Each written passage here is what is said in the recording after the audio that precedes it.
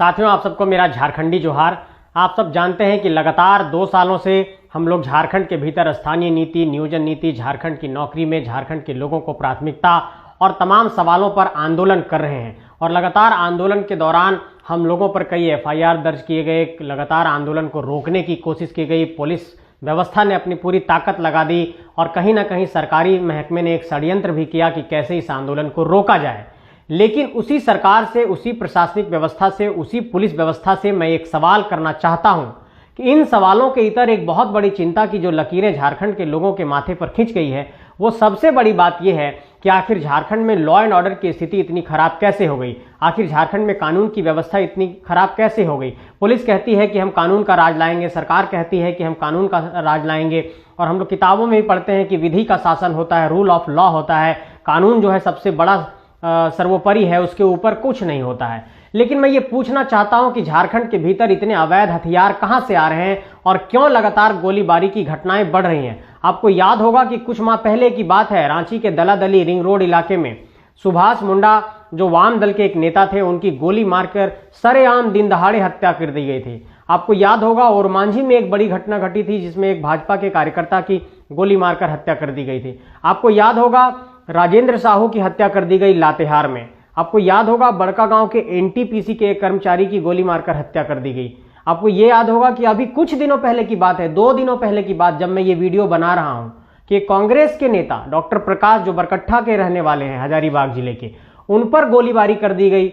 और झारखंड के भीतर ये दिखाई पड़ता है। आपको ये भी याद होगा कि पिस्का के इलाके में भी रांची में गोलीबारी हुई थी। और एक बहुत बड़ी बात मैं बता रहा हूं, जहां पर रांची के SP रहते हैं, जहां पर रांची के DC रहते हैं, जहां पर दिसोमगुरी शिबू सोरेन जी का आवास है, मोराबादी में दिन दहाड़े गोली चली थी। इसका मतलब जो बातें मुझे याद आ रही हैं, जितनी घटनाएं हुई हैं, इसके इतर भी और भी बहुत सारी घटनाएं हुई हैं झारखंड के 5 प्रमंडलों के भीतर।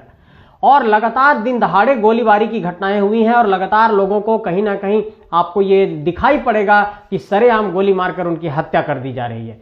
मैं ये सवाल पूछना चाहता हूं सरकार से, प्रशासन से, पुलिस व्यवस्था से कि आखिर स्थितियां इतने आपके नियंत्रण से बाहर कैसे चली गई है।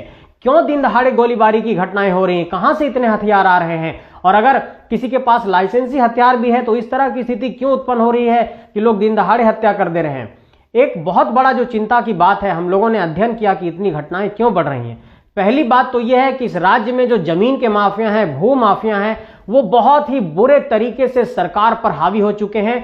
और इसमें सबसे बड़ी मिलीभगत जो राज्य के CO हैं, अलग अलग अंचलों में CO की स्थिति बहुत ही संदेहास्पद है। और ये लोग जमीन के रजिस्टर 2 में छेड़छाड़ करते हैं, रसीद काटने में छेड़छाड़ करते हैं, जमीन में हेरफेर करते हैं। और इस कारण से झारखंड के भीतर जमीन के दस्तावेज में, भूमि के दस्तावेज में एक बहुत बड़ी विसंगतियां हो गई हैं। और इसके कारण से लोगों में एक आपसी रंजिश बढ़ रही है जमीन पर दावे को लेकर के।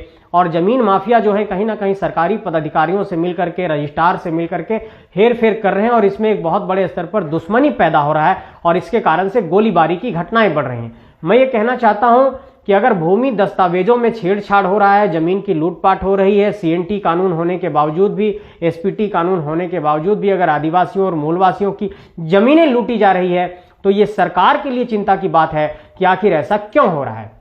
दूसरा सवाल, जब हम लोगों ने अध्ययन किया कि आखिर गोलीबारी की घटनाओं के पीछे कौन सी पृष्ठभूमि है, एक दूसरा जो बड़ा सवाल सामने आया वो है कोयला माफियाओं का। झारखंड के भीतर जो कोयला के माफिया हैं और जो कोल खनन की परियोजनाएं जिन जिन क्षेत्रों में चल रही हैं, वहां पर बहुत ही बड़े व्यापक पैमाने पर अपराधियों का, एक तरीके से कह सकते हैं कि जो उनकी गतिविधियां हैं, जो आपराधिक गतिविधियां हैं, वो बढ़ी है। और इस तरीके से कोयला खनन की परियोजना के क्षेत्र में और भू माफिया जो लगातार झारखंड के अलग अलग इलाकों में जमीनों के हेर फेर कर रहे हैं, उन लोग ने अपराध की घटनाओं को बढ़ाया है। इसलिए सरकार से ये कहना चाहता हूं, प्रशासन से ये कहना चाहता हूं, पुलिस व्यवस्था से ये कहना चाहता हूं कि हमारी लड़ाई तो संवैधानिक है। हम तो सभा करते हैं, सभा के माध्यम से जनता को जागरूक करते हैं और हम लोगों पर केस मुकदमे किए जाते हैं, हम लोगों पर नजर रखा जाता है, हम लोगों को स्पेशल ब्रांच वाले फोन करते हैं। लेकिन मैं ये कहना चाहता हूं कि अगर पुलिस व्यवस्था को, अगर सरकार को, प्रशासन को अगर इन्हीं पहलुओं पर गौर करना है तो एक बार इन आपराधिक गतिविधियों को रोकने के लिए काम किया जाए।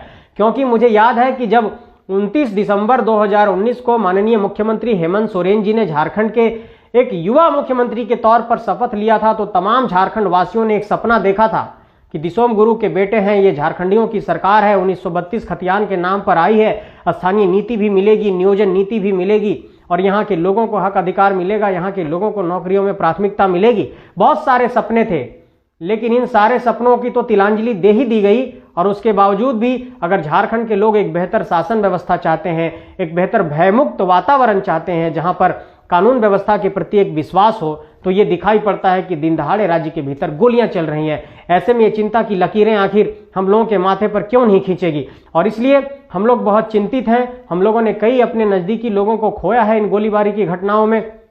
कई लोग जो सामाजिक तौर पर भी सक्रिय थे, राजनीतिक तौर पर सक्रिय थे, वैसे लोगों को भी राज्य के भीतर हत्या कर दी जा रही है। तो ये एक बहुत बड़ी चिंता की बात है। इसलिए सरकार से, प्रशासन से, पुलिस व्यवस्था से, माननीय मुख्यमंत्री महोदय जैसे, डीजीपी महोदय से, तमाम राज्यों के हमारे जो पदाधिकारी हैं उनसे और तमाम पुलिस पदाधिकारियों से ये आग्रह करना चाहता हूँ, ये विनती करता हूँ, ये निवेदन करता हूँ कि झारखंड के भीतर अपराध की गतिविधियों पर रोक लगाइए। और इस राज्य के भीतर थाना प्रभारी भी बहुत बेलगाम हो गए हैं।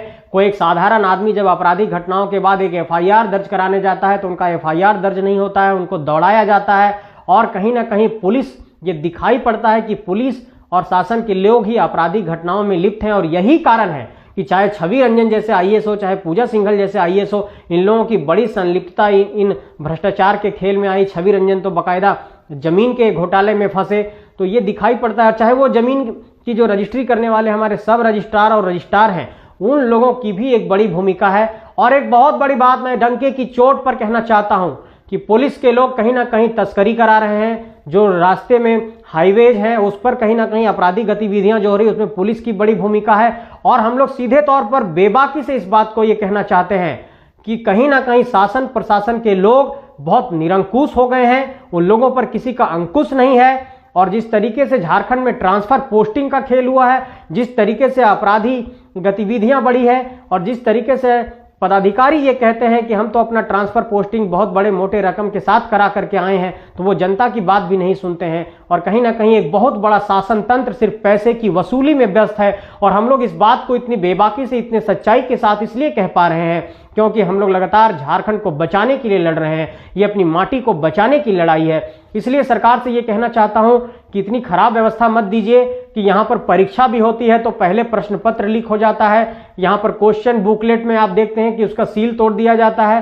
क्वेश्चन बुकलेट में आप देखते हैं कि सीरियल नंबर मार्कर से लिख दिया जाता है। तो चाहे वो नौकरी का सवाल हो, चाहे स्थानीय नीति का सवाल हो, चाहे नियोजन नीति का सवाल हो, चाहे शासन व्यवस्था का सवाल हो, चाहे आपराधिक घटनाओं को रोकने की बात हो, चाहे झारखंड में तमाम यहाँ पर टेंडर की बात हो या फिर स्थानीय लोगों को हक अधिकार देने की बात हो, तमाम मोर्चों पर ये गौर करते हैं तो ये दिखाई पड़ता है कि यहाँ पर शासन व्यवस्था विफल साबित हुआ है। और एक और बहुत बड़ी चिंता की बात है, वो है पलायन का, वो है हमारी बेटियों को अलग अलग राज्यों में जाकर के मजदूर के तौर पर, घर में काम करने वाली एक आया के तौर पर बेच देने की जो चिंता एक बहुत बड़ी खड़ी हुई है। जो ह्यूमन ट्रैफिकिंग है, मानव तस्करी का जो मामला है, वो भी बहुत बड़े पैमाने पर झारखंड के भीतर हो रहा है। इसलिए हम कहना चाहते हैं कि तमाम मोर्चों पर सरकार कहीं ना कहीं विफल नजर आ रही है। सरकार के प्रति ये आक्रोश इसलिए है क्योंकि आपसे उम्मीदें बहुत ज्यादा थी। रघुवर दास की सरकार ने भी यहाँ पर गोला गोली कांड करा दिया था, चिरुडी गोली कांड करा दिया था, और यहाँ पर तो आज दिन दहाड़े लोगों को जान मार दिया जा रहा है, गोली मार दी जा रही है। तो उसमें और आप में फर्क क्या रहा? इसलिए ये कहना चाहते हैं कि जल्दी इन सारे समस्याओं का समाधान करिए, नहीं तो झारखंड के भीतर जो आक्रोश पनप रहा है